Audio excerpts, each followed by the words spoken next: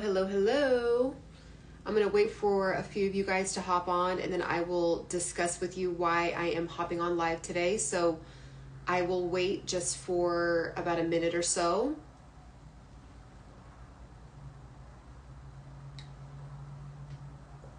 Hello.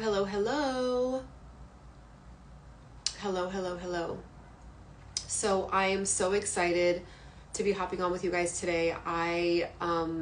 Number one, again, I want to say thank you so much for every single human being that was there for me during when my grandmother was going through her transition. It's been about a year. January 29th marks a year. So definitely thank you so much for the outpour of love, the prayers. It was all heavily felt and really got me and my mother through some really, really tough times. I was so happy and grateful that I still have this platform to connect with you guys and just have that support. So I am going to start using this platform as a way to help others that have been going through the caregiving journey with with a loved one that has dementia or Alzheimer's, or maybe you yourself may be in the super, super early stages of dementia, Alzheimer's. I do follow actually some individuals that over on TikTok that they have dementia themselves, and they are sharing their story, and they're able to still, work technology and share their story as well. So if you are someone currently yourself who has dementia, or you have a loved one that you're taking care of and you're a caregiver for with dementia, I am here to help you. So what I'm going to start doing is I'm going to be going on live over here and on TikTok. And what I'm going to be doing is taking these lives, and they're only going to be accessible under my subscription.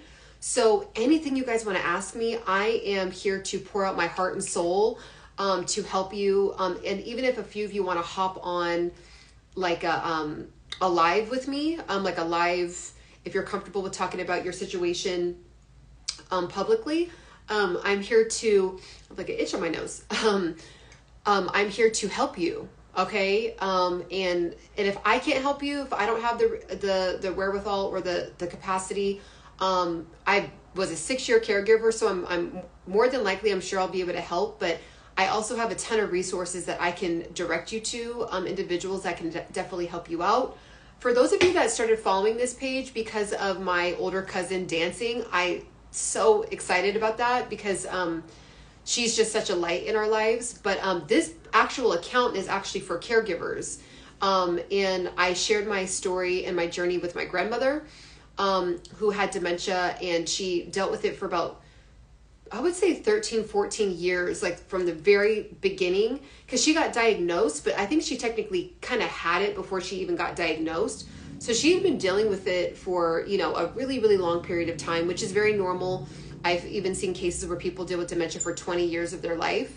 It's a long, long journey, and they call it the slow goodbye for a reason, because that's exactly what it is. You literally watch your loved one deteriorate over a long period of time in very subtle ways. And then sometimes they'll get some of their faculties back, and then sometimes they won't. Some days are really, really bad. Some days are really, really high, some like good. And if you just don't even know what's going on, or you're confused, you could really think that a lot of their mood swings or them starting to get violent has a lot to do with you. So there's a lot that I've learned post being a caregiver that I would love to share with you guys and be of service to you guys with. There's a lot of stuff that I'm very, very, very proud of myself for. I'm really proud of myself and my mother for a lot of the things that we did. But there's also a lot of things that I'm like, I could have did that a lot better. I could have actually been a little bit more calm then. I could have actually done more research then to understand what was going on. I could have maybe streamlined that particular stage with having more systems and structure. And again, every single day is a journey. So even if you have a system and structure, it's not going to always just be, that's just going to resolve everything. No, every single day is going to be an adventure. And that's exactly how you kind of have to look at it, because you may have a schedule for your loved one for that day, and then something just majorly may go wrong, or they are just not feeling it, or they do not want to get dressed, or they do not want to get in the shower, or they don't want to do, X, Y, and Z. And it can get really, really tough, really, really quickly. And the whole day could just spiral out of control. If you yourself are not grounded, if you are operating kind of in this fight or flight state, which most of us are as caregivers. We're human. It is what it is. But especially if you just don't know what you're doing and you are kind of flying by the seat of your pants with this. I really wish the second that my grandmother got diagnosed with dementia, I really wish I would have just taken the time to understand what it really even was. I think there's more awareness now, but it's still not really mainstream. And we hear a lot about cancer. We hear a lot about heart disease. But dementia and Alzheimer's is kind of like that thing where we're like, oh, well, you just kind of get it when you're old and you start forgetting things. And that's not normal. Like, there's definitely people that are well into their hundreds these days that are speaking very clearly and remembering things very clearly and can remember honestly better than even some younger people. And they're walking and they have all their faculties. So it is not normal to be losing your memory as you get older. Yes, of course, there's going to be blips of time.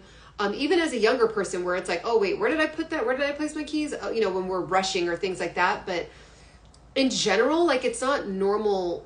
I really want to go in here and really drive home the fact that it's not something that we should be comfortable with thinking that it's like normal to forget things as we age. If anything, it's a sign of something. If we're forgetting things on a major level, which, may lead to like a dementia or Alzheimer's condition.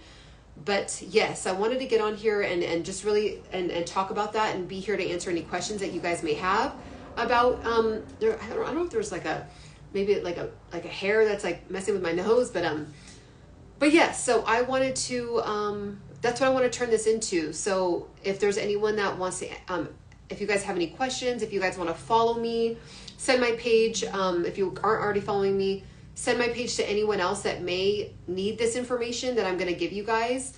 I didn't come on with a specific topic today, but I just wanted to kind of come on as an introduction and also share with you guys a resource that could be of value to you if you are going through being a caregiver of somebody with dementia and you just don't even know where to start. Or even if you do, like if you are someone that's very well versed on this whole thing, please drop any kind of resources, just like freely put it here, any numbers, any websites, any groups that you are part of. Definitely make sure you drop it in here. But I did want to share with you guys a hotline number that I did share with a lot of people that would go into my DM and ask me questions that help. So it's the 24-hour hotline for Alzheimer's. And again, like I said, it's 24 hours and they can direct you to anything that you that you need, whether it's like a resource or whether it's like a way to deal with one of their stages, or they could get you set up with becoming a part of a workshop or anything like that. So the number is 1-800, so 1-800-272-3900. Let me say it again. It is 1-800-272-3900. Okay, it's a 24-hour hotline number for dementia. Just so you know, since we're on here, I just want you guys to hear the call, and definitely make sure that you guys are also. I know it's going to be mirrored, so you can still screenshot it. Alzheimer's Association. So this is the hotline. And so again, I don't know if it's mirrored, but I think it is. But that's the number right there.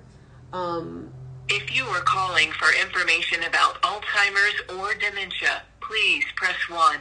If you need assistance making a donation, please press 2. So let's just press 1 just to see what. All calls are being monitored for quality assurance purposes.